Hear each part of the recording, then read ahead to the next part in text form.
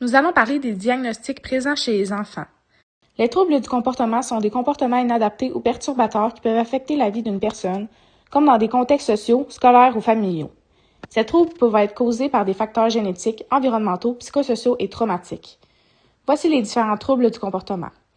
Premièrement, il y a le trouble oppositionnel avec provocation. C'est une opposition constante, un comportement provocateur, de l'irritabilité et une tendance à se victimiser. Les gens qui ont ce trouble ont souvent des disputes avec des figures d'autorité, une défiance active et un refus de respecter les règles. Ensuite, il y a le trouble des conduites qui se caractérise par un comportement antisocial, agressif ou destructeur, qui se manifeste par des agressions physiques envers d'autres personnes ou animaux, des bris de matériel, des vols, des mensonges et par le non-respect des règles. Le trouble explosif intermittent se caractérise par des épisodes de colère intense ou de rage démesurée par rapport à la situation qui les a déclenchés. Ils ont des accès de colère violents, des rages verbales ou physiques, suivis souvent par des remords. Après, il y a le trouble de l'adaptation avec l'humeur perturbée et comportements perturbateurs, qui sont des réactions émotionnelles et comportementales intenses face à certains stresseurs. Ces réactions se manifestent par de l'anxiété, de la dépression et des agissements impulsifs ou agressifs. Finalement, il y a le trouble de l'attention qu'on appelle souvent TDAH, en lien avec l'hyperactivité, l'impulsivité verbale et motrice. Voici sous quelle forme principale se manifestent les troubles du comportement. Premièrement, il y a les comportements agressifs, les actes de violence physique ou verbale envers autrui. Il y a l'opposition et les défis. C'est le refus, de se conformer aux règles et l'attitude provocatrice envers l'autorité. Il y a l'impulsivité. C'est la difficulté à contrôler ses impulsions, ce qui peut conduire à des comportements risqués.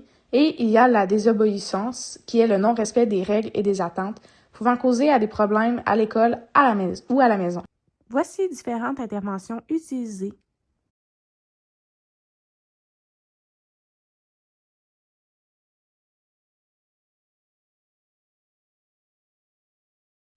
Les difficultés d'attachement.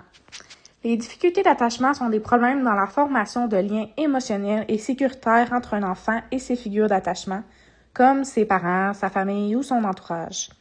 Ces difficultés peuvent découler de plusieurs facteurs, comme des expériences à un jeune âge de négligence, de maltraitance, de stress environnemental ou de séparation fréquente avec les figures d'attachement. Ces difficultés d'attachement peuvent avoir des conséquences à long terme sur le plan émotionnel et social de l'enfant. Cela peut également créer des problèmes de confiance, d'anxiété, de dépression et des difficultés dans les relations à l'âge adulte. Voici les différents types de styles d'attachement. Il y a l'attachement sécurisé. L'enfant se sent en sécurité, il peut explorer son environnement, sachant qu'il peut se tourner vers sa figure d'attachement. Il y a l'attachement évitant. L'enfant évite ou ignore souvent la figure d'attachement, il montre peu d'émotions, même en cas de détresse. Il y a l'attachement ambivalent résistant. L'enfant montre des comportements contradictoires, alternant entre la recherche de proximité et le rejet, souvent à raison d'une inconsistance dans les réponses des figures d'attachement. Et finalement, il y a l'attachement désorganisé. L'enfant a des comportements confus, désorientés, souvent en réponse à des situations traumatisantes ou à des parents imprévisibles. Voici différentes interventions utilisées.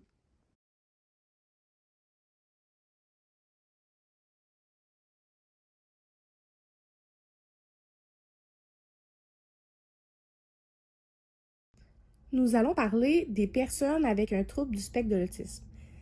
Les caractéristiques de ces personnes-là, c'est qu'au niveau des communications et des interactions sociales, c'est difficile de créer, d'entretenir des relations. Il y a des problèmes de communication, donc des fois, ça va être l'absence du langage verbal, difficulté à comprendre et utiliser la communication non verbale comme les expressions faciales, les gestes ou le contact visuel. Ensuite, ces personnes peuvent avoir des comportements et des intérêts limités et répétitifs. Donc, des comportements répétitifs comme le battement des mains, le balancement, aligner des objets. Ils ont des intérêts très spécifiques ou même obsessionnels.